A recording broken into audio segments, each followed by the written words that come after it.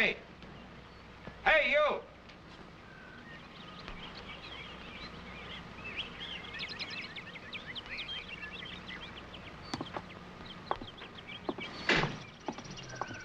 Hey, come here a minute, will you? Were you addressing me? Yeah. Is this Hummingbird Hill up here? That is the name of this community, yes. I'm trying to find 21 Carver's Lane. They phoned for a cab. Oh, someone going away? Well, how would I know? They want a cab, that's all.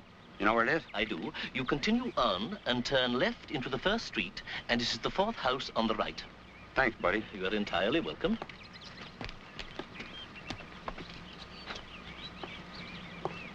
Hey, you mind telling me what you're doing with that feather? I am cross-pollinating a specimen of the family Iridacea. Come again? I am trying to develop a new strain of iris. I breed them. No kidding. You mean like some guys breed Cocker Spaniels? The principle, believe it or not, is identical.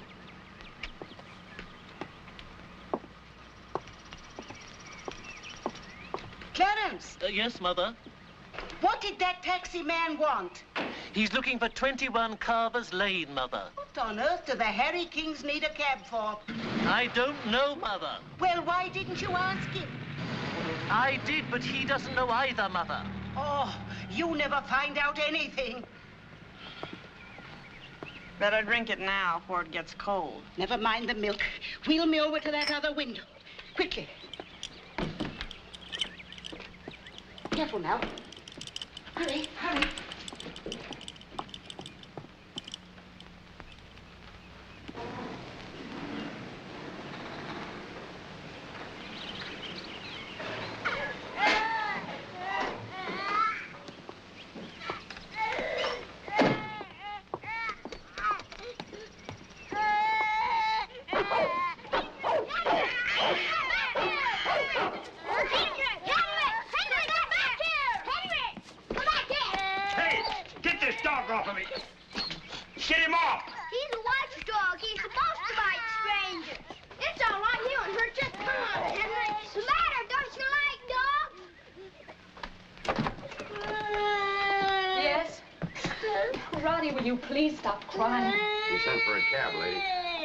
You come to the wrong house. I didn't phone for it. Roddy, will you please stop? Well, this is number 21. Somebody from here phoned for a cab.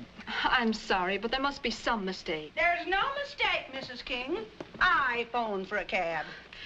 Really, Mrs. Maypole, I don't quite understand. There's nothing to understand. I'm quitting, that's all, and right now. But you can't. You just can't walk out without... That's what you think. What, I should put him in the cab? Yes, you can get by them kids and that awful dog without getting them smashed. Now, Mrs. Maypole, I don't know what's upset you. Oh, you don't, huh? Well, I'll tell you. It's them 3 kids of yours that's upset me and that horrible dog. Upset me? They've driven me nuts. I'll never take another job again anywhere where they have kids or pets, so help me. We had 3 children and a dog, Mrs. Maypole, when you came. We didn't spring them on you unexpectedly. I know. I should have my head examined. Good day, Mrs. King. Mail me them 2 days I got coming.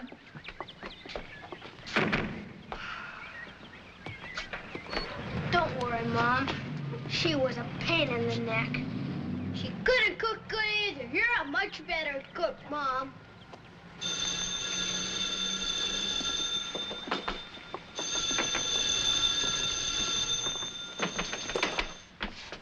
Hello. Oh, good morning, Mrs. King. Just a moment, please. Yeah? Your wife, Mr. King, on 2. All right. Hello, honey. Say, Mr. Hammond wants us to... What? She didn't. Why, the old bag. The maid quit. It's just Bill. It's all right. You can talk. What? I said, in a way, I'm glad to get rid of her. All she did was guzzle beer all day. What? Tonight? But how can we? Who'll stay with the children? Well, you'll just have to get a babysitter. I've told you, Mr. Hammond wants you and me and Bill and Edna to come for dinner tonight. I don't know. Yes. Tell her Edna raise a stake, too. But she's going to find a sitter or else... But honey, I can't argue with you now. I'm due in court. I'll see you later. And start phoning sitters. Well, okay, I'll try. Bye.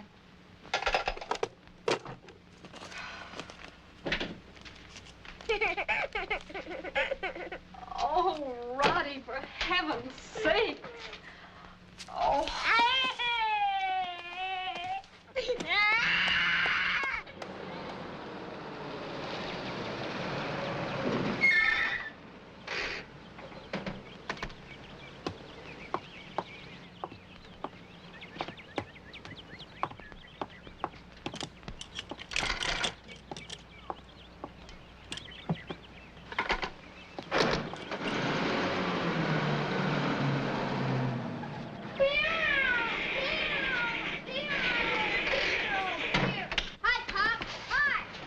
Fellas.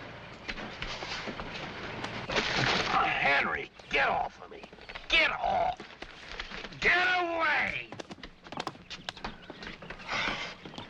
Hot enough for you, Pop? Hey, can't you kids train that big ox not to jump on people? He's glad to see you. Oh, he's glad to see everybody. What you got? Ice cream. Oh, boy, that's super. Henry, leave that cat alone. Henry, get back here. Henry, come back here. Hi. Hello, Skeeto. I bring you the stuff like you say. Cranberry ice cream, chocolate cookies, ginger ale, cottage's cheeses, okay? Thanks, honey. Say, lady, before your husband comes home, how about a little kiss, huh? You picked a fine time to be funny. No, don't worry, honey. You'll find another maid. No, I'm not even going to try. La Maypole was a horrible extravagance. We just can't afford a maid right now, you know that. Unless, of course, you got that raise. Did you? No. But being invited to the boss's house for dinner is a hopeful sign. What'd you get for a sitter? I didn't. And I phoned at least 15 of the little darlings. Oh, well, we've still got time. I'll get busy on it while you feed the kids. Hope you have better luck than I did. Hello? May I speak with Dorothy, please? Oh, I see. Thank you. Well, the kids are put away for the night, thank goodness. Good. It's so silly dressing to go over there. Just the 6 of us. The Hammonds always dress for dinner. They would. You might as well give up. You're not going to get anybody at this hour. Hello? Hello, Agnes. So glad I caught you in. Now, this is Mr. King. I was just wondering if you... Oh, I see. Well, can't you go bowling some other night? Oh, no, sure, I understand. Goodbye. Don't you think you just better call Mr. Hammond and say that you can't get anybody? And get fired for disobeying the royal command? And why not? What? The sooner you start out on your own and stop letting Mr. Hammond kick you around, the better I like it. Look, my love, for the last time, there's more to starting a law practice than just hanging out a shingle. You have to make contacts, take it by degrees. The only way you can do that is with an established outfit. You know I'm right, huh? I know you're a lot smarter than Mr. Hammond thinks you are. Thank you. Oh, what about that old duck we had a couple of months ago? The one with the wart on her nose? Too late, darling. Edna got her. Oh. Hello, is this Mrs. Phillips? Good evening. This is Mr. King. Could I talk to Mabel, please? There, you see, she's in. Oh, Mabel! Yes, Mother. Mr. King on the phone. I guess he wants you to sit with his kids. Not me. Not while I'm conscious. Not those kids. Tell him I dropped dead. Hello? Yes, I heard Mrs. Phillips. She just dropped dead. Fresh out of names, dear, or fresh out of charm? Well, we can always try Ginger. Oh, no, you don't. Why? What's wrong with Ginger? Well, in the first place, she's a nitwit, and in the second place, she's got a silly, idiotic crush on you. Oh, stop it, will you? Don't act so innocent. The last time she was here, she tried to hold hands with you right under my very nose. Can I help it if I'm irresistible to women? Of course not, dear. Well, okay. Oh, all right, go ahead and call her. Personally, I think you've got a crush on her. A child of 16?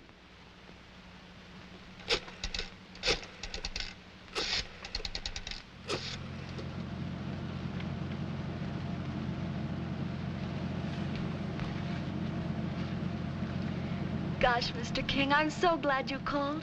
I just adore sitting with those darling children. Good. That's a break for us. You know, I had several other calls tonight to sit, but I turned them all down because I just hoped and prayed that you'd call. Gosh, you look so sharp in your tux. Gosh. I just did a new paint job on my nails. Like them, Mr. King? Yes, fine. I'm using a new perfume, too. It's called Nuit d'Amour. That's French. Oh. Means night of love. Like it? Yes, keen. Well, good night, Ginger. The children are all sound asleep. But if you should need me, I left the Hammonds' phone number there on the desk. Oh, yes. Here it is, Ginger. Oh, thank you, Mr. King. Have a nice time. Yes, Ginger. We will. Well, you don't mind if I make a few phone calls, do you? A person gets so bored just sitting. All right, Ginger. But please don't stay on the phone all the time. And remember that the children are asleep. I will. Good night, Ginger. Good night. She's so cute. Are you quite sure you wouldn't like to stay home and sit with her, dear?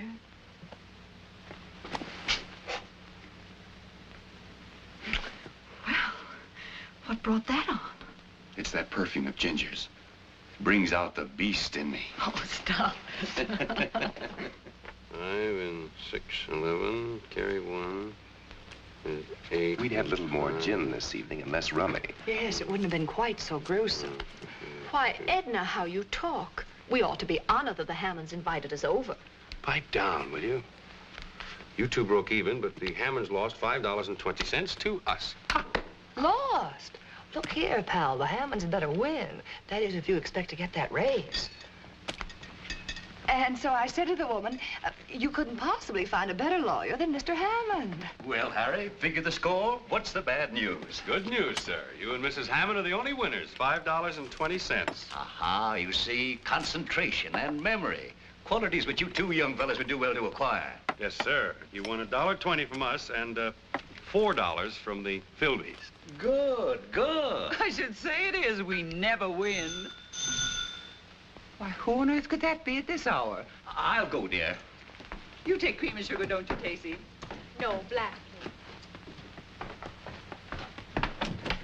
How do you do, Horatio? Why, hello, Clarence. Come in, come in. I'm afraid this is rather late for a social call, but I found a letter in my mailbox, intended for you, Horatio. And as I happened to be passing, I thought, good evening, Martha. Hello, Clarence. How do you do? Good evening. How do you do? Ah, here we are. I cannot think how the mailman could have been so careless. Oh, I'm very sorry, but I'm afraid I opened it before I realized. Of course, I didn't read it. Thank you, Clarence. Anything important, dear? No, just a circular. Won't you join us in a cup of coffee, Clarence, and a sandwich? Oh, do. There's more than a plenty. Oh, well, I really should be getting back to Mother, but perhaps I could stay for just a snack. Of course you can. She'll be all right. You take sugar, don't you, Clara? 3 lumps, please. How are all the little irises coming along, Mr. Appleton? I must confess I'm quite surprised to find you and your wife here, Mr. King. Why? I just strolled past your house and I felt sure you would be at your own party. Party? Not at our house. Oh, yes, indeed. The house was blazing with lights and I could hear the music halfway down the block. And as I went by, I saw your guests dancing. You and your Ginger.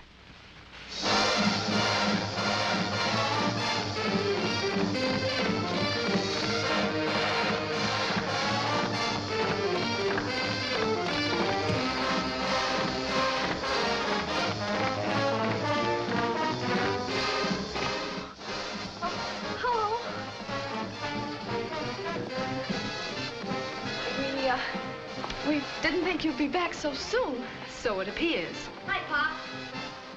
We've been watching them dance. You kids run upstairs to bed. Go ahead. Hurry up. The idea of letting the baby out of bed at this hour. Are you out of your mind? Gosh, Mrs. King, I hope you're not sore just because I invited a few friends. Golly, a person can go absolutely mad with nothing to do but sit. If I were your mother, which heaven forbid, I'd make it extremely painful for you to sit for the next few days. Look, Ginger, I think you'd better have your friends. Gosh, Mr. King, I feel so sorry for you. She has a terrible disposition, hasn't she?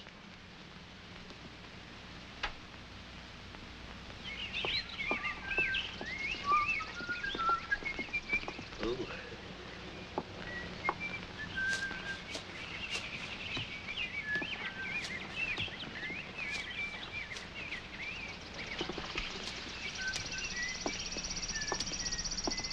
Well? Oh. What do you want? Good morning, Mr. Taylor.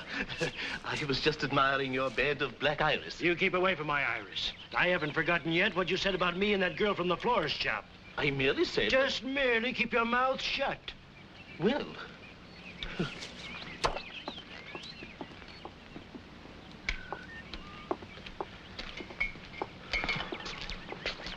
Oh, good morning, Mr. McPherson. Must have been quite a party you had last night. Would you like a list of the guests who got cockeyed? Or have you already got it? There's no need to be unpleasant. I merely made a friendly observation. Well, make it someplace else.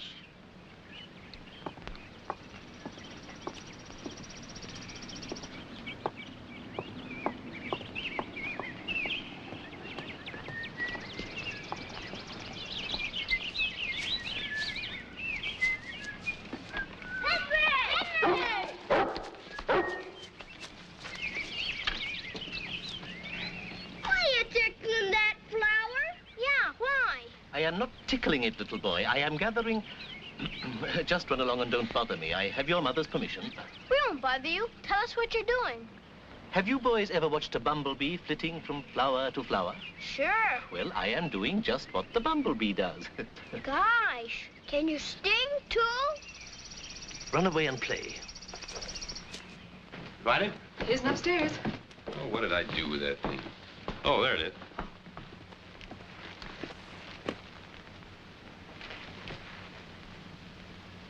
What the devil is he doing?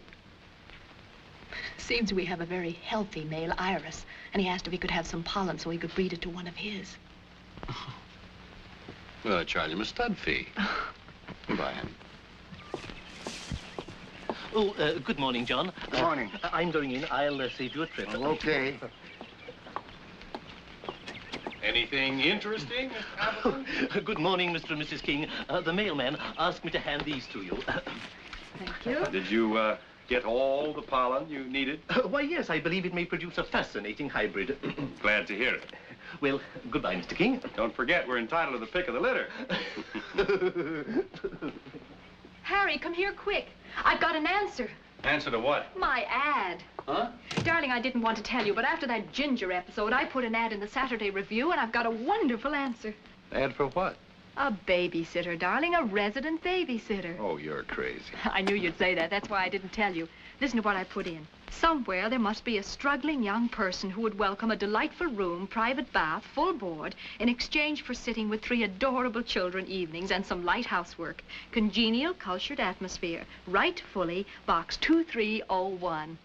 Aren't you stretching things a bit, calling our 3 adorable? Well, anyway, it seems to have snared her. This is her answer. Dear sir or madam, if not too late, I wish to apply for the position you advertised. I am engaged in a form of work which makes me indifferent to my surroundings, providing I have a place in which I can find solitude. I have studied psychology and am perfectly competent to handle children of all ages with efficiency and dispatch. Yours sincerely, Lynn Belvedere. Don't you think she sounds marvelous? Well, she writes a short, business-like letter, yes, but what do we know about her? Well, anyway, I'm going to follow this up. Okay, go ahead. What can you lose? See you tonight. Bye, honey.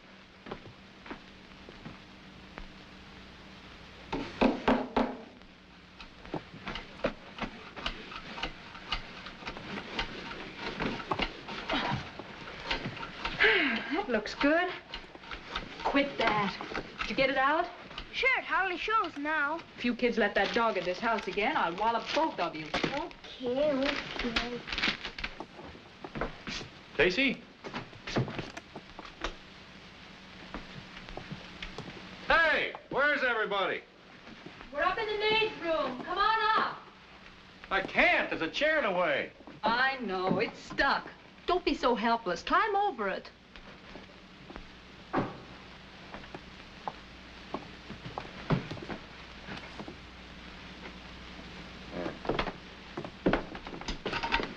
Tony, will you leave that alone? Look, boys, will you go downstairs and bring me up that thing I told you? Okay. Hi. Hello. Hi, Pop. Hello. Hello, darling. Hi. You have a nice earthquake? Oh, we've been as busy as little beavers. Mm-hmm. Isn't it wonderful? She's coming. Who? Miss Belvedere. Huh? The babysitter who wrote this morning. I decided not to waste another moment, so I sent her a long, straight wire giving her all the dope, and she wired back, and I wired again, and this is what I got. Conditions acceptable, arriving 9:35 tonight, Union Depot, Lynn Belvedere. Hey, Mom! Pop! Give us a hand! Come on, make yourself useful. Hurry up! This thing's heavy! Mine, too! All right, boys, put them down until Daddy moves the chair. You mind telling Daddy where his favorite chair's going?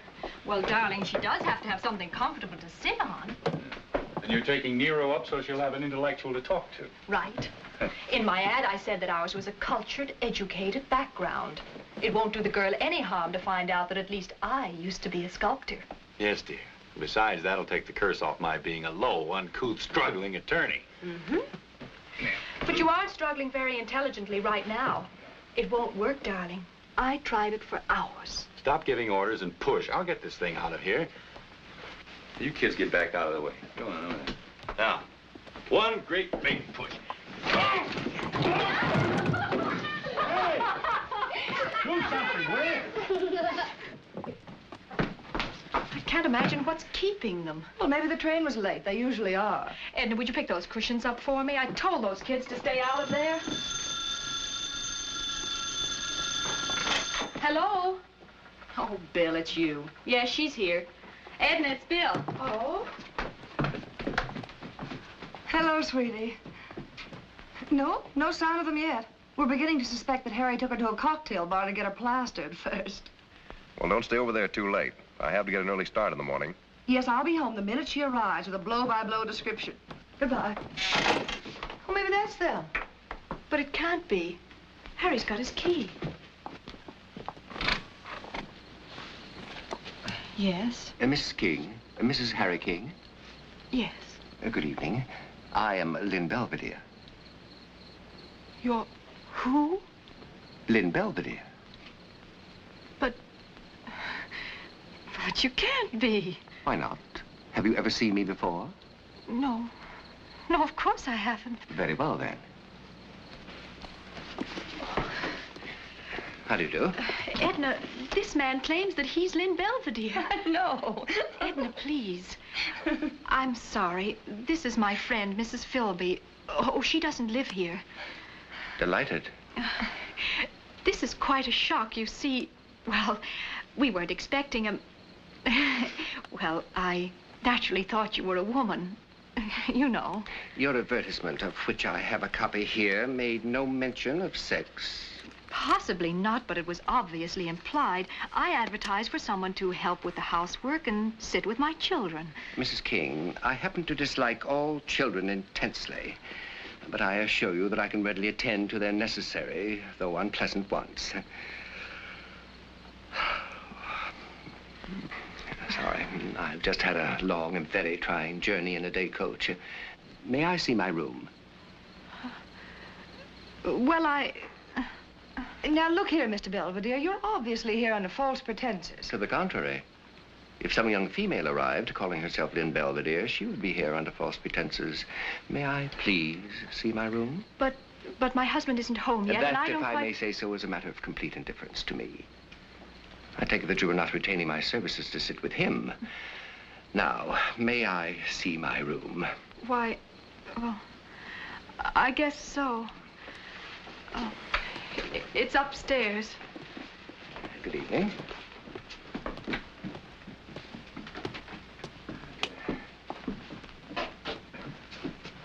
Boys, what are you doing up now? Now go back to sleep. Is he a babysitter? Gee whiz. Never mind now. Go to bed.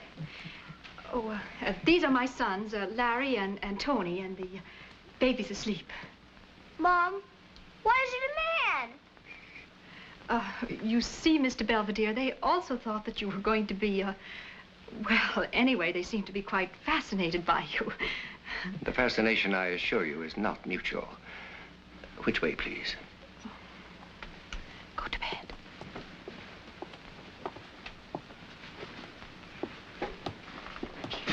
Whiz.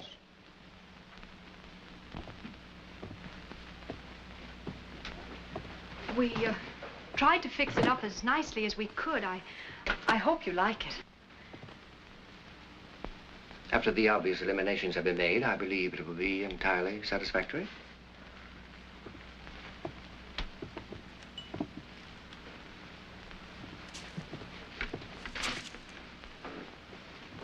For my work, I require an atmosphere of Spartan simplicity. And may I ask what your profession is? Certainly.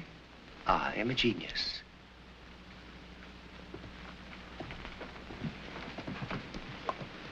Satisfactory? Eminently, as far as I can judge. At the moment. With this exception. I'll change it.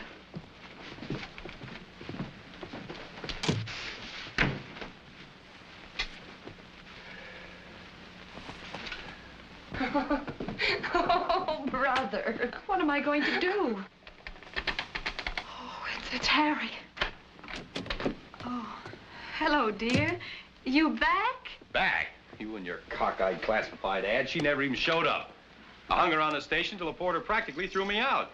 Darling, I've got something to tell you. While you were gone... What's so funny? Go on, tell them. What? I'm afraid to. He'll kill me. Oh, shut up. Mrs. King. Before I retire for the night, may I inquire what time you serve breakfast? About 7:30, usually. Thank you. Perhaps I should tell you I'm a vegetarian. I like fruit juice, coffee, and thinly sliced gluten bread, toasted. I'll try to remember. Thank you. Good night. Who in the heck was that? That, darling, is Lynn Belvedere. Huh?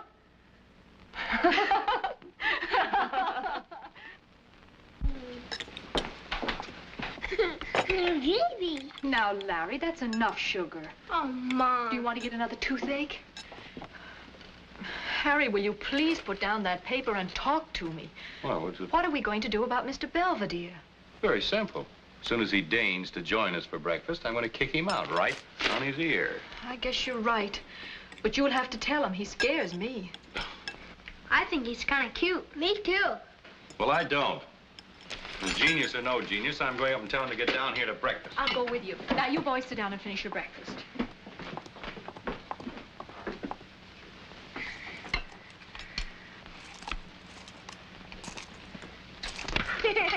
Ronnie, for crying out loud.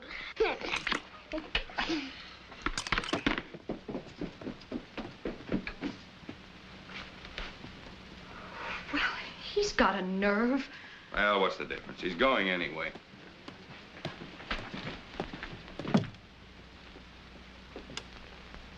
Not a sound. He's probably still asleep. Mr. Belvedere. Maybe he's gone. I hope so.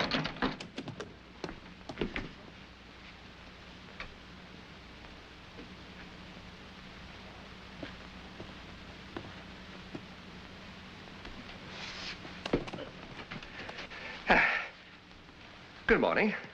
Oh, we're sorry to dash in on you like this, but we did knock. I don't doubt it, Mrs. King. When I practice my yoga, I'm completely out of this world. I neither see nor hear a thing. I take it breakfast is ready? Yes. And the sooner you come down, the sooner we can I'll be with you in a minute, Mr. King. Now, look here, you. I'm not... It's no use, dear. He's out of this world. He told you. Oh, that's so silly. I never heard of such a thing. Weird.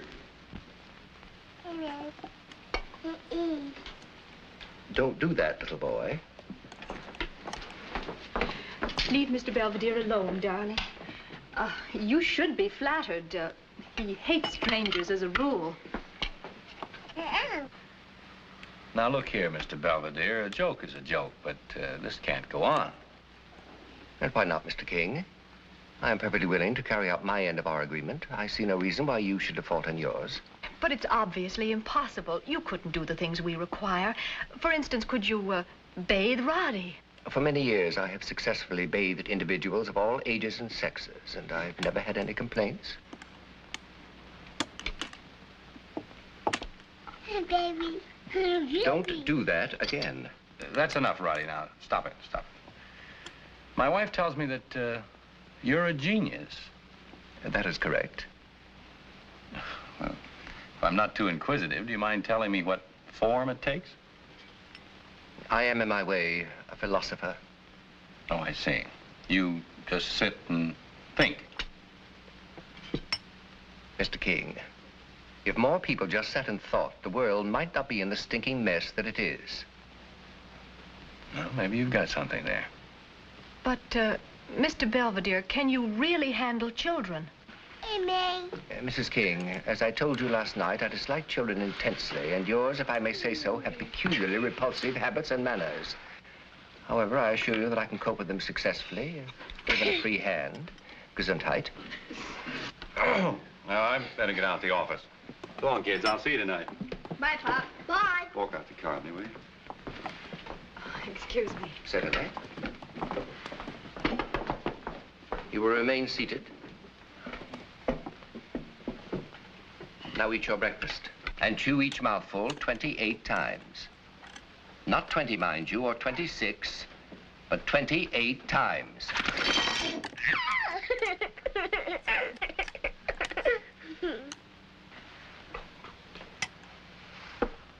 Well, I don't know.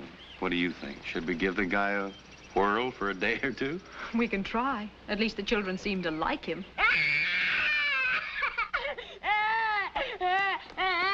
What's the matter? What happened? Why, Roddy! Mrs. King, throughout this grisly meal, your son has been pelting me with cereal. I have taught him an object lesson, and as you will observe, he doesn't like it. I'll guarantee that he will never throw cereal at me or anyone else again, ever. Mr. Belvedere, consider yourself hired. He's done that to me, too. You've got something. I couldn't agree with you more, Mr. King. You might even say I have everything.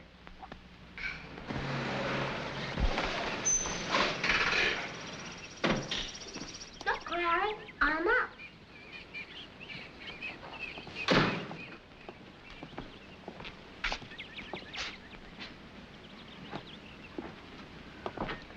Hi. What goes with you two? Mr. Belvedere taught us. It's yogi. Bill Swirl. He said it relaxes you. Well, just be careful you don't relax so much you break your necks. We won't.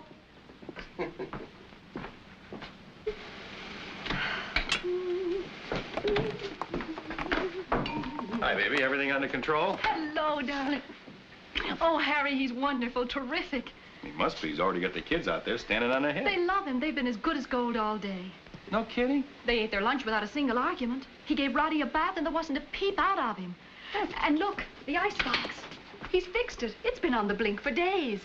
Well, I'll be...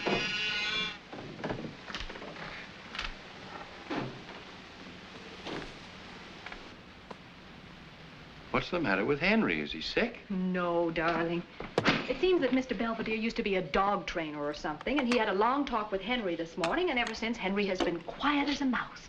Isn't it wonderful? Sounds like a treasure. Oh, he is. And in addition to everything else, he makes the most divine combination salad you ever tasted. Looks delicious. There's just one thing. He's sort of mysterious. How do you mean? Well, 3 times today when he finished his chores, he went upstairs and locked himself in his room. I heard the lock click. I went up and listened, but I couldn't hear a sound. What do you suppose he does up there? Maybe he stands on his head. That doesn't make much noise. Oh. Is he up there now? No, he's out taking his constitutional. Then why are we whispering? Oh, I forgot. He says he goes out for a constitutional every night before dinner. I gave him a key to his room, of course, but he doesn't know that I've got an extra one. Would it be very unethical if... It most certainly would. Let's go.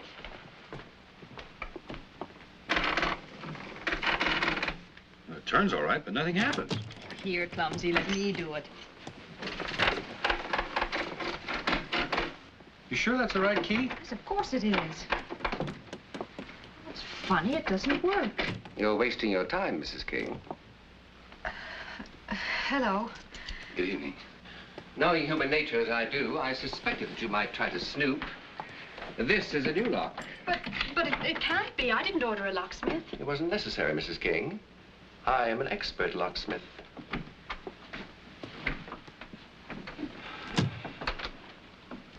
I don't know, darling. He may be all right, but let's face it, he is a screwball. Oh, Harry, how can you say that? He may be a little eccentric, Excuse but... me, Father. It's time to wash your face and hands for dinner. Mr. Belvedere says cleanliness is next to godliness. We won't be long. Need I say more? Nope, I'm sold. I'll say goodnight to Roddy. You know, Mrs. King, it's really all your fault. If you weren't so darn pretty, we wouldn't have so many kids for people to sit with. Oh.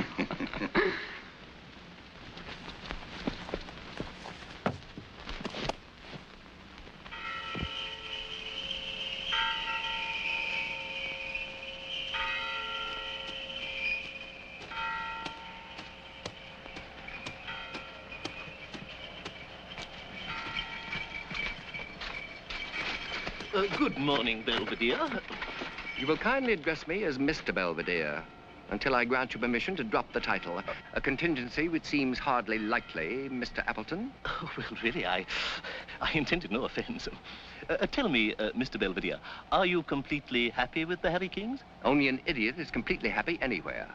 I understand those dear little boys are devoted to you, and that Mrs. King considers you quite a treasure. Indeed. Yes, indeed, and she should. As my mother is always saying, good servants are worth their weight in gold. The next time your parent makes that original observation, tell her it's one of the older cliches. Yes, I will. Incidentally, my mother is very anxious to make your acquaintance properly. Perhaps you could drop in for a visit on your next afternoon off. I am not a servant, Mr. Appleton. My afternoons are always my own. Well, in that case, drop in any time for a glass of sherry. I dislike sherry as much as I deplore the habit of dropping in on people uninvited. But, Mr. Belvedere, I am inviting you. And I, sir, am declining. Good day.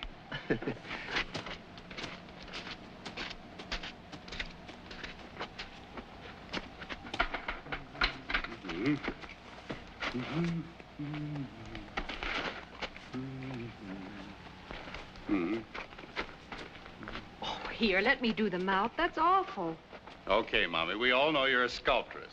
But hurry up, will you? I want to get this finished before the kids get home. Oh, relax. They won't be home for hours. Why? Edna's taking them to her house after Sunday school. They're going to have lunch with Susan and little Bill.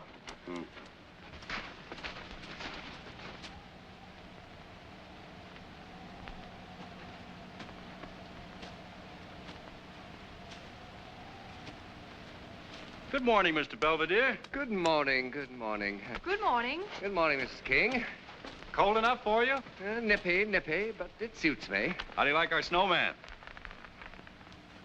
Mr. King, you should have let your wife do the face. I did the face. Oh, well, it will soon melt. What do you suppose he had in that package? Darling, he's been here so long, I've given up wondering about anything he does or has. It made a noise. I distinctly heard a sort of metallic ticking. So did I. If he's doing anything illegal up there, we could get into a lot of trouble. You know that, don't you? Do you suppose you could see from that limb there? Look, you go in the house and watch his door. If he comes out, find some way to warn me. Okay.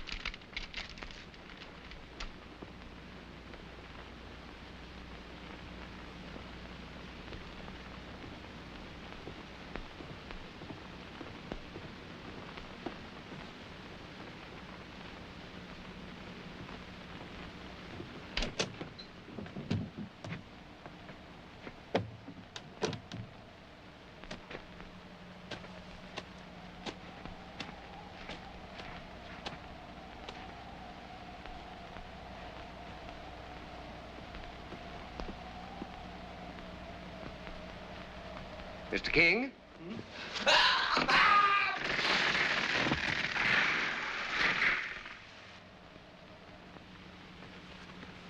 Ow! Take it easy, will you?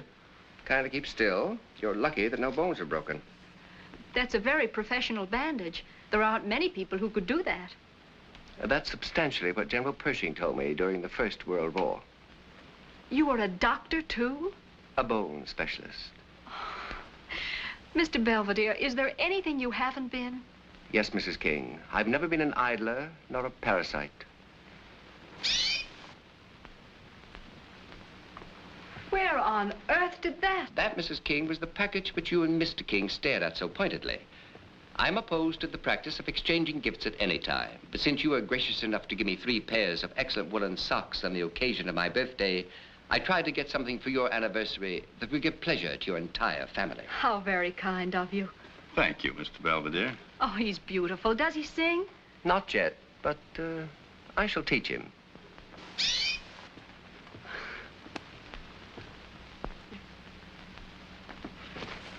Darling, will 6 shirts be enough?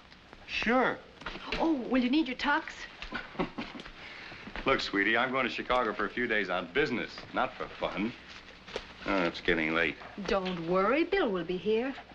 Edna said he has a business date downtown, and he'll drop you off at the station on the way. Mm-hmm. Let me see now. Socks, ties. Oh, my shaving things. I forgot it. Hi, funny face. How's the bath coming? Hi. You gonna miss me when I'm gone? Hmm? Bell. What? Oh, baby, now I'll go. Oh, don't look at me like that and laugh. Are you having fun, huh? Mr. King? Huh? I've been trying to teach Roddy that bathing is not a social function. Kindly do not talk to him. Now then, Roddy, put the cloth in the right hand, like that, and wash. And no conversation. I don't care how good he is. There are times when that genius gets on my nerves. Oh, don't be so touchy. I'm mad about him. See, Pullman tickets, money. Oh.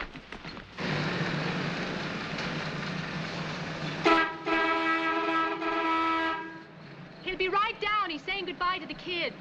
Okay. That guy's gonna miss his train. He better step on it. Hurry up, dear. You haven't much time. Okay. You boys be good now and don't worry your mommy too much. We won't. Good. Keep the home fires burning. Bye, Pop.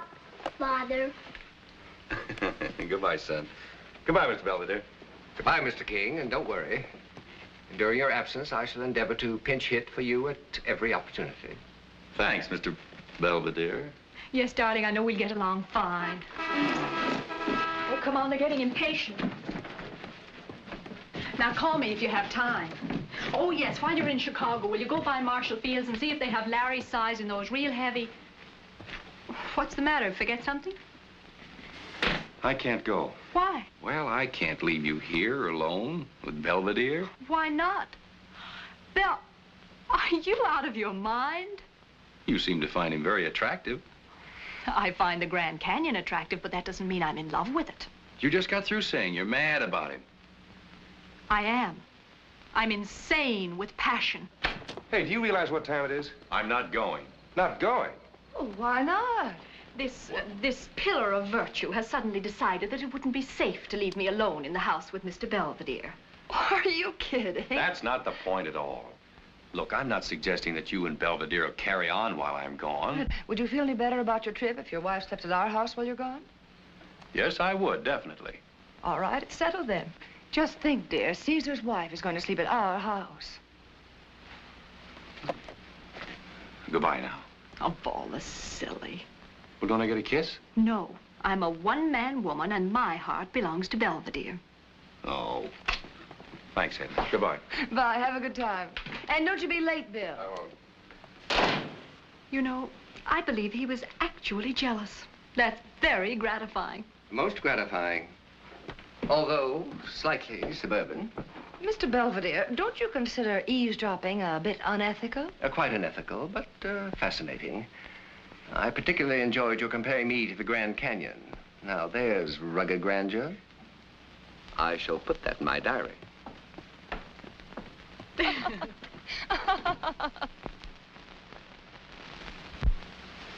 Oh. Oh.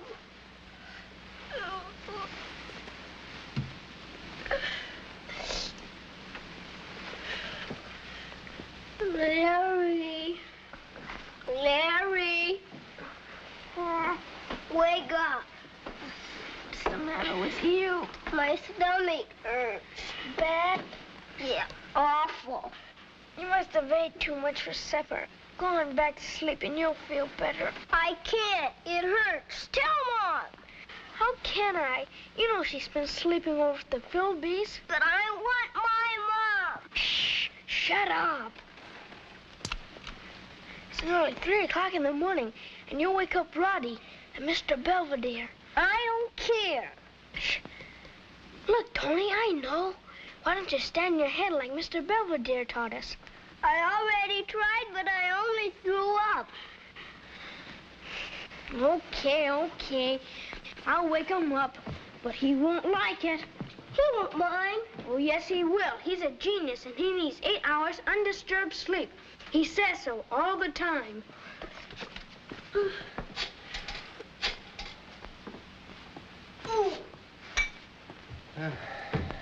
Here, Tony, drink this.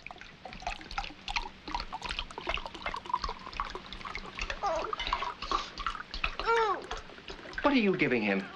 It's all right. It's just ice water. The water bottle got smashed. Put it down. Why? A drink of water might be good for him. But when your mother gets here, she can drown him in ice water as far as I'm concerned. Until then, leave him alone and put it down.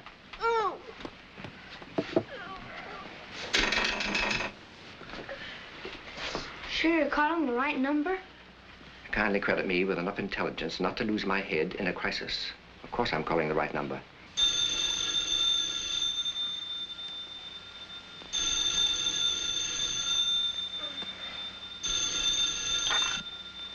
Hello? Yes? What? Oh, I'll call her right away. What's the matter? What's wrong? It's Tony. He's sick. Tacey! Tacey! Hi, Mom. How is he, dear? Is he any better? I think so, a little better. Tony, baby, did you take his temperature? No, I'm satisfied that he simply has a bellyache. No more, no less. Oh. Is the pain very bad, dear? Show me where it hurts. Right here. Of course, I could have handled this crisis perfectly well myself, only the child expressed a maudlin desire for his mother. Come on, dear. I'll take you upstairs to bed. There now. You all right? Uh-huh. Mom, you gonna sleep here now? No, I'm going back to Mrs. Philby's. Why? Because... Oh, well, never mind. It's a long story. Now, you boys sleep late in the morning. I'll be here to get your breakfast. And don't wake Mr. Belvedere. We won't. And as for you, Dopey, the next time you find a package of chewing gum, be sure it is chewing gum.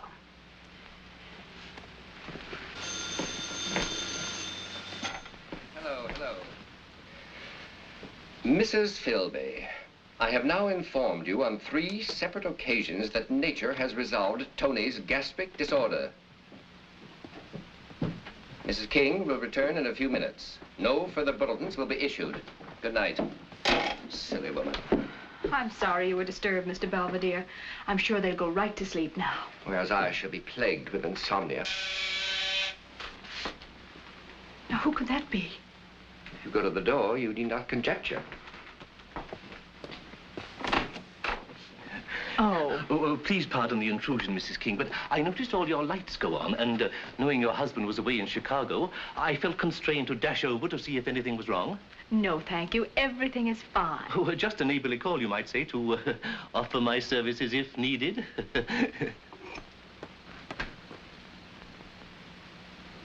Good evening. Or should I say good morning?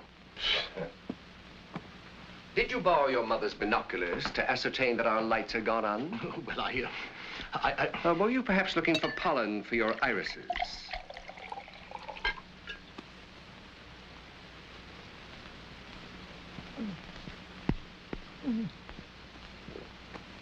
Well? I see that I am not needed.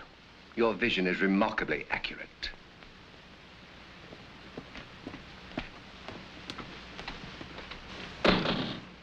Evil-minded little worm. Do you know anyone who has a beehive? What? A good swarm of bees could ruin his sheltered irises. I know. But how could you get them to swarm? Oh, now, don't tell me you were also a beekeeper. That is correct. Good night.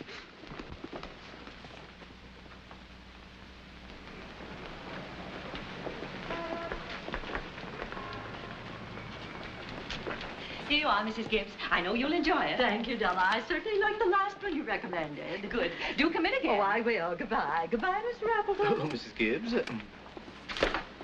So, what happened? Well, as I was saying, last night, or rather early this morning, I went over to the Harry Kings on an errand of mercy. And bear in mind, Mr. King has only been gone 3 days. And there was Mr. Belvedere in his pajamas, and Tacey King in a flimsy negligee, and both of them cavorting about in the most shameless way, drinking gin. Why, I think it's the most... What? Oh, you're quite right, my dear. It's my duty to tell Horatio. Yes, of course. He demands respectability above all things. Mr. Hammond's office?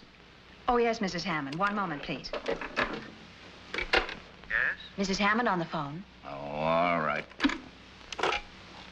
Yes, Martha, what is it? No. Why, that's outrageous. And both of them drunk?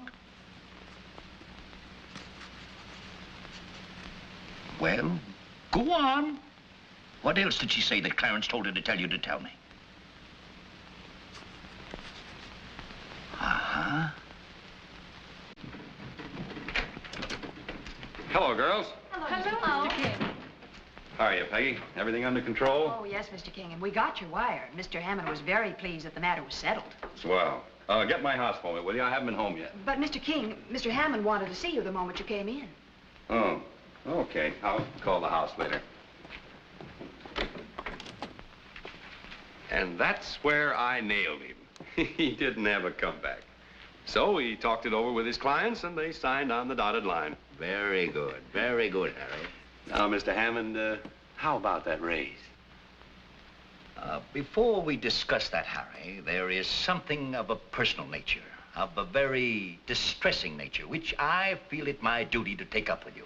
I don't know what you're driving at. I'm driving at this Belvedere person. Belvedere? Well, what's Belvedere got to do with it?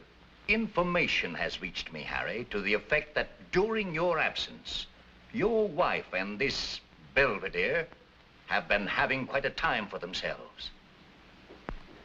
Gee, Tacey, I think it's swell. But do you think you've really done justice to his nose? Edna, will you wait till it's finished? I think it's darling of you, Mr. Belvedere, to give Tacey a chance to practice like this. My motives, Mrs. Philby, are not entirely unselfish. Someday they will need a bust of me in the Hall of Fame. The only virtue you lack, Mr. Belvedere, is modesty. I do not consider that a virtue. Oh, I do. That's what I like about Harry. He's so modest. Your husband has a great deal to be modest about.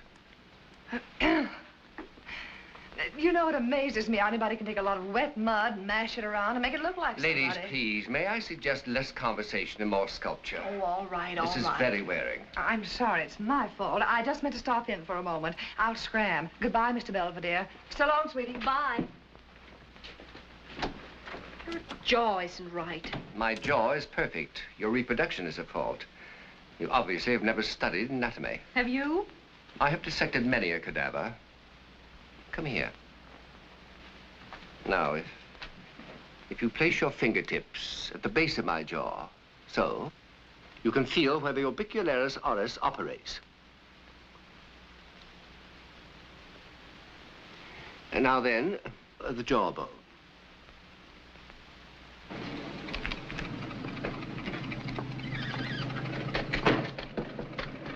That's okay.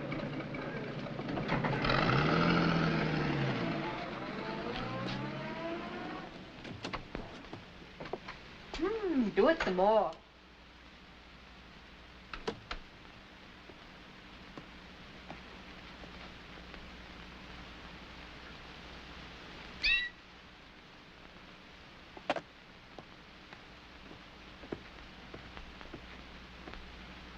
Well, this is a cozy little scene. Harry, I didn't expect you till tonight. Obviously. Would you mind telling me just what you were doing? I was permitting your wife to massage my larynx. And I might add, Mr. King, that your greeting to your wife is scarcely cordial, to say the least. You keep out of this. I'll greet my wife any way I like. Harry, what's the matter with you? Oh, it's a fine thing. I'm not back 10 minutes before Hammond reads me the riot act about all this gossip. Gossip? What gossip? What are you talking about? Gossip about you and Belvedere. That's what I'm talking about. And I don't mind telling you it's jeopardizing my position. Oh, stop ranting. You're not in court. Now, look here, Tacey. And stop raising your voice. I'll raise the roof if I want to. Very well. Oh, Tacey, I'm willing to believe that all these rumors about a drunken orgy in your night clothes with Belvedere are somewhat garbled, but... So that's it.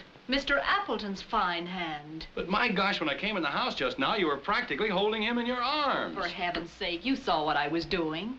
She was merely feeling my bone structure. You shut up and listen. I've been listening. All I can hear is a typical suburban husband reacting in a typically stupid and stuffy manner to a typical tempest in a teapot. He's right. And as for that drunken orgy you were talking about, Tony got us all up in the middle of the night with a stomachache. I dashed over from Edna's and I wasn't in the house a half an hour when that horrible little Mr. Appleton came snooping around.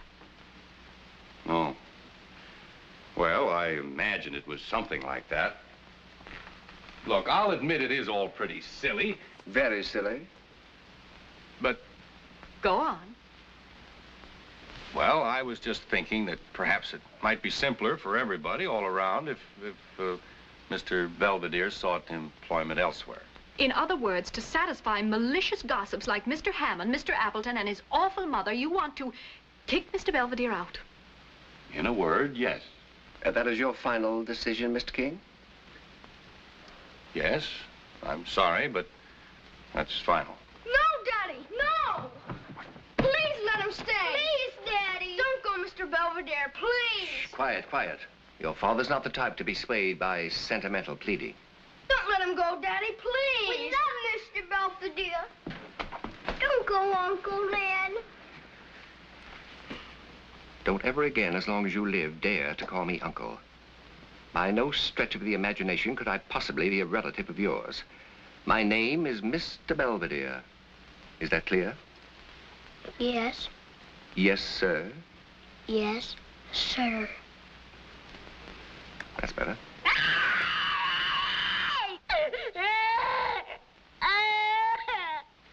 What the heck is the matter with him? Children are psychic, Mr. King. They can sense impending disaster. Okay, I know when I'm licked. All right, he can stay. Shut up!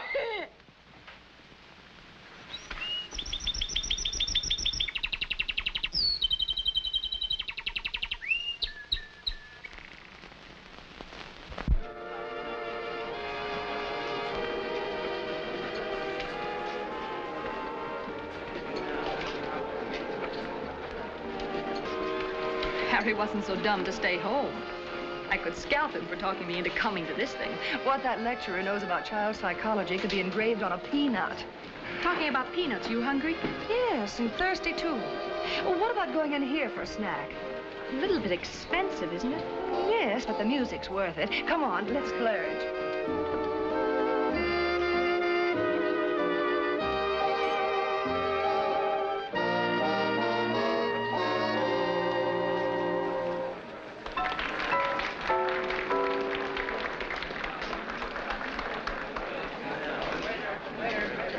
Mr. Belvedere, it's Mrs. King and Mrs. Philby.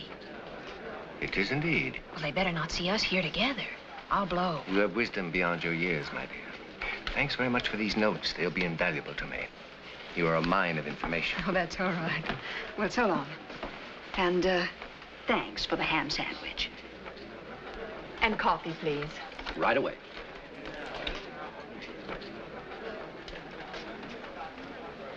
Look.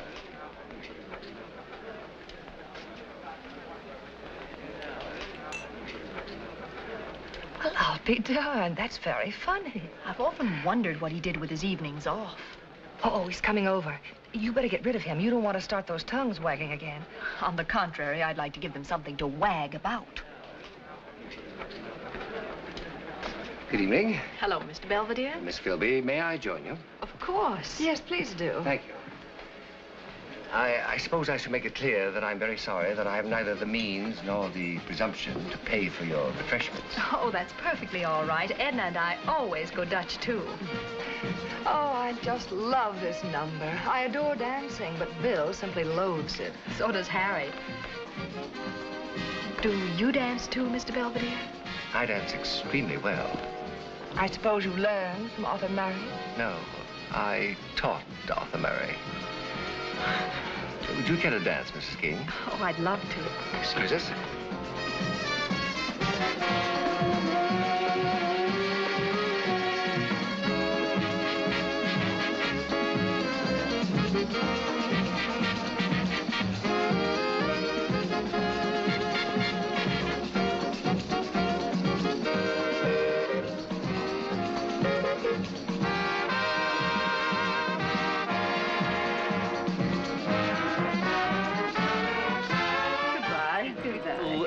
Mrs. Frisbee, I cannot begin to tell you how much I enjoyed your lecture. Oh, thank you, Mr. Appleton. And I know that my dear mother enjoyed it, too. What did you say, Clarence? Speak up. I was telling Mrs. Frisbee Oh, this darn thing's on the blink again. Mr. Belvedere, you dance divinely. Yes, I do.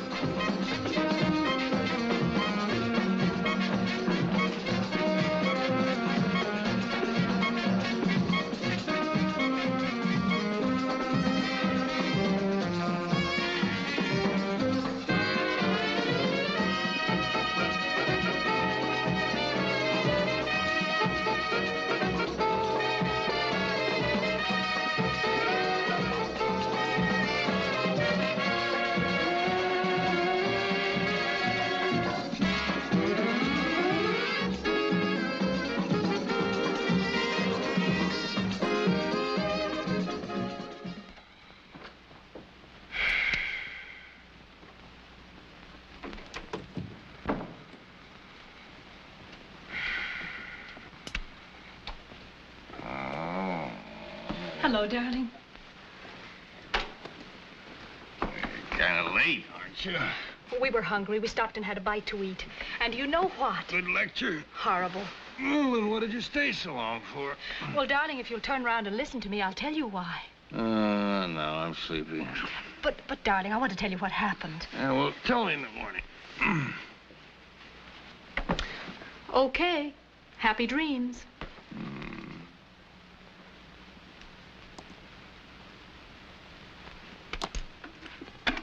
Yes, Mr. Hammond? Harry, will you step in here a moment? Right away.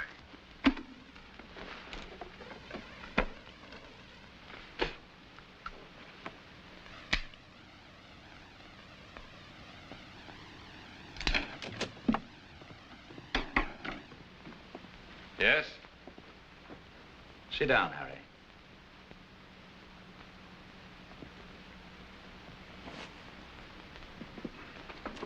Harry, firm of Horatio J. Hammond and Associates has a spotless name in this community.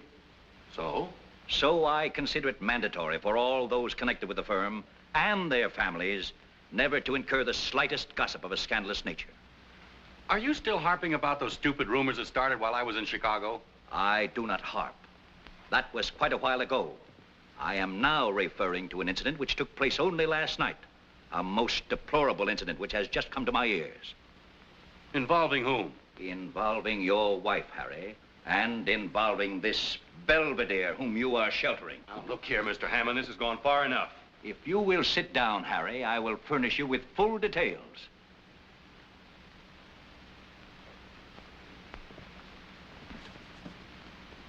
Harry, it hurts me deeply to tell you this, but...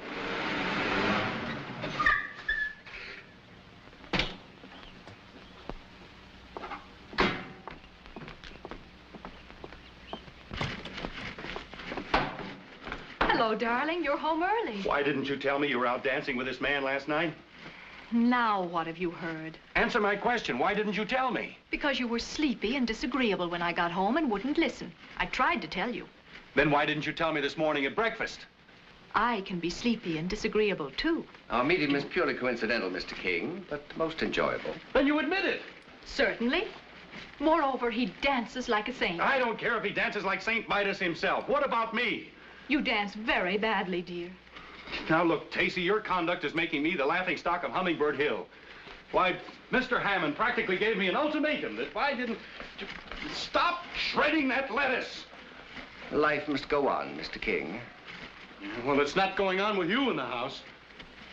Harry, I think you'd better pull yourself together and apologize to both of us for this ridiculous scene. Apologize? I should apologize because of your indiscretions? Very well. Until you come to your senses and stop letting Mr. Hammond run our lives, I'm going to take Roddy and go home to Mother. Go right ahead. It's perfectly all right with me.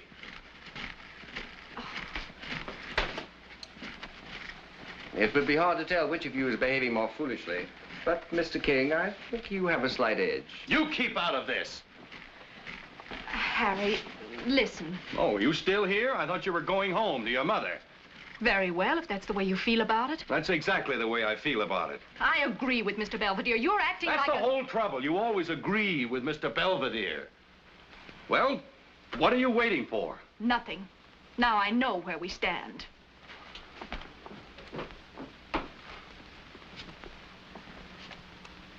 Well, you've smashed up my home. I hope you're satisfied. Stupidity never gives me satisfaction, Mr. King. Your wife is right. You owe her an abject apology. If she thinks I'm going to come crawling on my knees to ask forgiveness, she's got another thing coming. I'm going out and get good and drunk. Intoxication is a form of escape often sought by the mentally immature. Oh.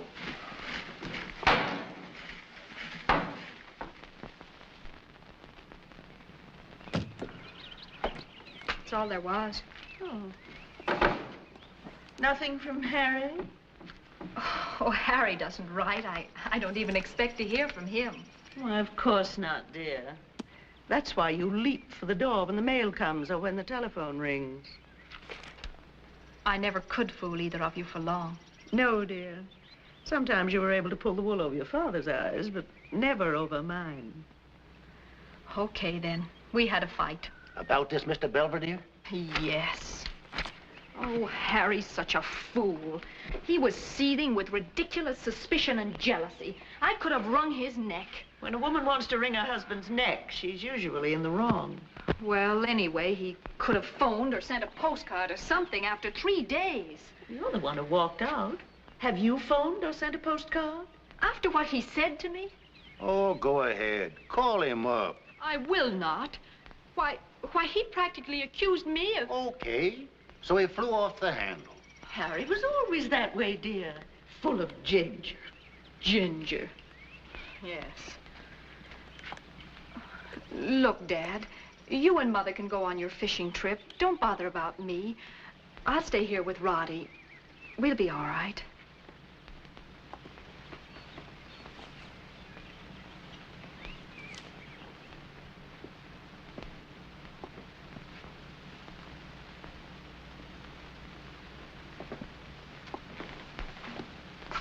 What's the matter with you?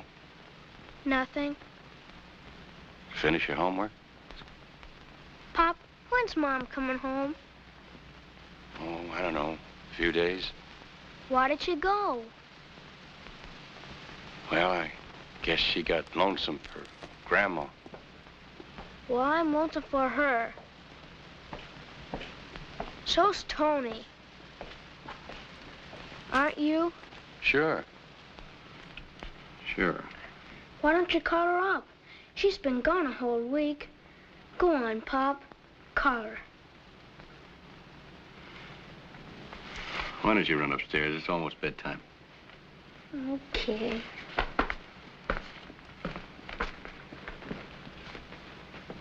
Pop, what's a moron? Oh, someone who isn't very bright. You know, a dope. Oh, Why do you ask? because that's what somebody said you were. Who said that? Well,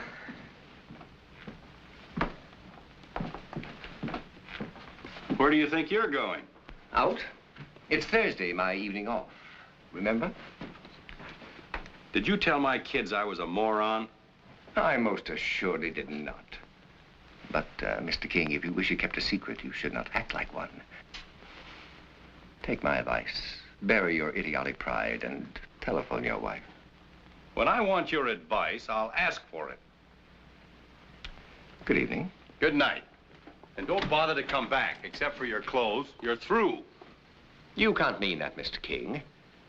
Bear in mind that in your wife's absence, you would be quite helpless without me. I've half a mind to punch you right in the nose, just on general principles. It takes half a mind to resort to such measures. Why, you... Oh! I neglected to tell you that in my youth, I was quite expert in the art of the fisticuffs.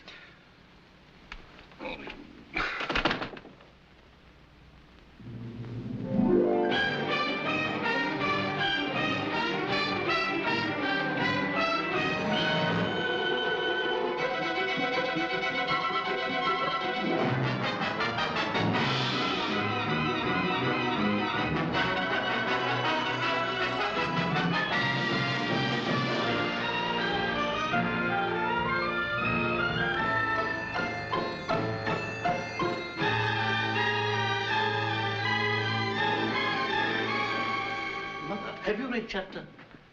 Mother? Mother? What's the matter? Effie! Effie! Mother, speak to me. It's Clarence. Mother, please don't frighten me. Mother. Effie. Yes. Effie, get the smelling salts. My mother has fainted. Yes. Mother. Come on, Mother. Mother. Oh, Mother. Mother. Mother. Can't you hear me, Mother? Mother.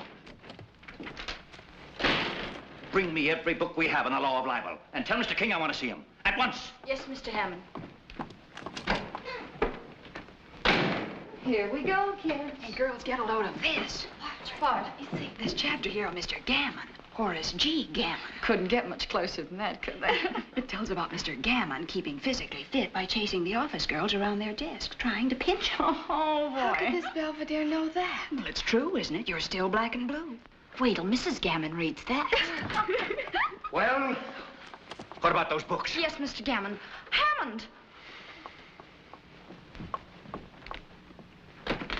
Hello, Della. Hello. I understand I'm referred to and... Oh, yes, Mr. McPherson. You're mentioned on page, 174. Well, you better let me have a copy. Certainly. Now, Emily, don't be silly. This book is merely fiction. Well, we'll discuss it tonight. I'll be home. Hello? Hello? Get me my attorneys. Right away.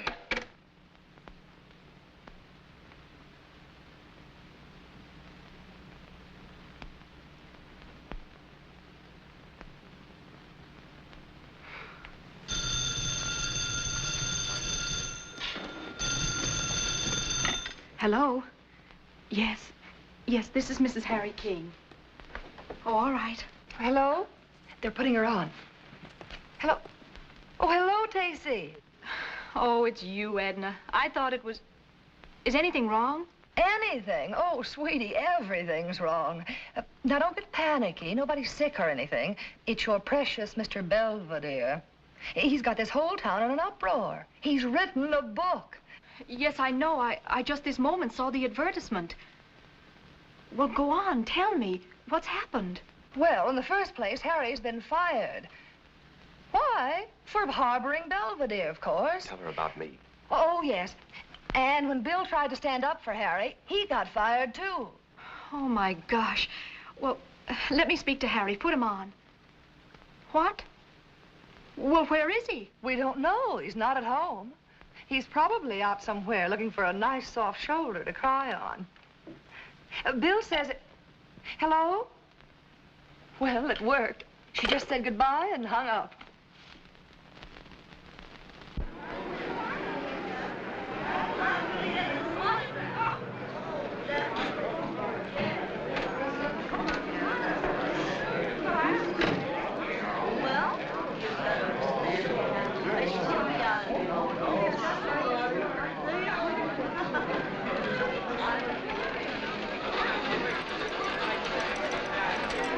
That's good. All right, we're ready. Now, Mr. Belvedere, I'll be behind the camera, and I'm going to ask you a few questions, so just be perfectly relaxed. Young man, I need no instructions. I have directed many pictures. Oh, I'm sorry. I didn't know that. All right, everybody, quiet. Quiet, please. Roll 'em. Speed. Now, Mr. Belvedere, tell us, how did you write this book? I wrote it with a quill. Oh, that's very interesting. So that's why we could never hear anything.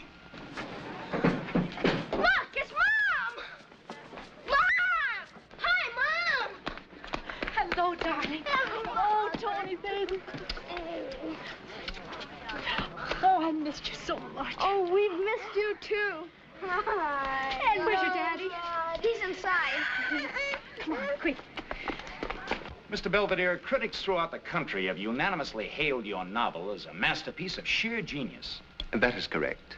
And how do you feel about it? I feel they were quite conservative. Hump! Look! It's Mom! Quiet in there! Oh, darling. Quiet! We're shooting in here. Cut. Darling, I had to come back the minute I knew you were in trouble. Don't worry, it'll work out all right. Hush, honey. I've been such a dope. You have indeed. No need to be emotional, Mrs. King. He will not starve. Mr. Belvedere, I don't quite know whether to congratulate you or to... Or to spit in my eye. Well, yes. It's a moot point. Mr. Belvedere, please, we haven't finished. You're mistaken, young man. We have. I've posed quite long enough. Oh, Edna. Hello. Bill, I haven't had a chance to say hello to you. Hello, Tacey. I know, sweetie. Come on, let's get out of this shambles. I want to talk to you. Go ahead, dear. I'll be right up just as soon as I get rid of this gang. There you are, my good man. Look, fellas, enough is enough. Get all of these people and this stuff out of here, will you? Okay, boys, wrap it up. Just one of the penalties of fame, Mr. King. Well, I'm not famous. You will be. My book has made you immortal. You can't go in there. I'll go anywhere I please. Where is this Belvedere person? Where is he? Oh, there you are. Don't you take your hat off when you crash somebody's house? Don't you talk to me like that. I'll talk to you any way I like. You fired me, remember? Yes, I fired you. You heard him. Oh. It gives me the greatest possible pleasure to serve you personally with this summons. A summons? Well, how interesting. I am suing you for $1 million for libel. Splendid. That's a good round sum. And I am going to sue you, too. Good. And me. And I, Mr. Taylor. My mother and I are going to sue you, too. And in addition, we shall see to it that you are run out of town. Excellent. Such notoriety will merely cause the sales of my book to zoom higher, if possible. Would you two young men be interested in acting as my attorneys in these threatened suits? Are you serious? Mr. King, I never jest about $1 million. Money is the root of all evil, and I have the greatest possible respect for it. Okay, Mr. Belvedere, we'll be very happy to defend you. Good. How about it, Bill? It's a deal. The offices of King and Philby will open tomorrow morning. And they'll have their work cut out for them. Because we intend to sue not only you, but everybody who supplied you with this libelous information. Good idea. You should always go to the source. I intend to. Has it occurred to any of you gentlemen who that source might be? Who is the person who knows all about everyone on Hummingbird Hill? Who is the one that for years has made a repulsive habit of snooping and gossiping about his neighbors? Who is it among us who knows our little peccadillos with girls in florist shops? The girl was merely delivering flowers to that motel. But they were not orange blossoms. And you, Mr. McPherson. You caricatured me in this book as a notorious lush. It was not I who counted the empties taken away from your house, but the garbage man. Just one little moment. Are you insinuating that I... let the chips fall where they may. But I... And, Mr. Hammond, who is it that makes a habit of reading other people's mail? Other people's perfumed mail? Oh, this is outrageous. Are you suggesting that I have been your collaborator? Don't be presumptuous. Let me put it in terms that even you will understand. You have spread the pollen, I have reaped the harvest. But this is fantastic. I have been more grossly maligned in the book than anyone. It is only poetic justice that a stool pigeon should be roasted. So you're the one. No, Horatio. Let us not be hasty. Why, you little weasel. No, Horatio. Don't you, Horatio. Me. You're the one.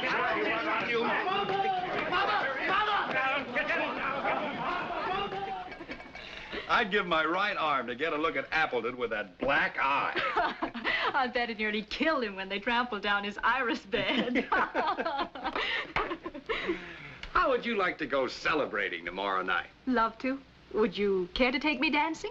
Yes, but remember, I don't dance as well as Mr. Belvedere. No, dear, but you're much prettier. Wait a minute. We can't. Who'll sit with the kids? I will. The mere fact that I have been catapulted into fame does not blind me to the duties I undertook here. Mr. Belvedere, you're an amazing man. Just what are your plans for the future? My dear Mrs. King, Hummingbird Hill is only the first volume of a trilogy. I estimate the other 2 volumes will take me about 2 years. And you're going to write them here? Naturally. Posterity will demand that the entire masterpiece be written under the same roof. This house will become a shrine. I'm surprised you even want to stay. It can't be very convenient. You claim you don't even like children. That is correct. Mr. Belvedere. Yes? I think it only fair to tell you that before long we're expecting another child. And you will find me of great service, Mrs. King. I was also an obstetrician.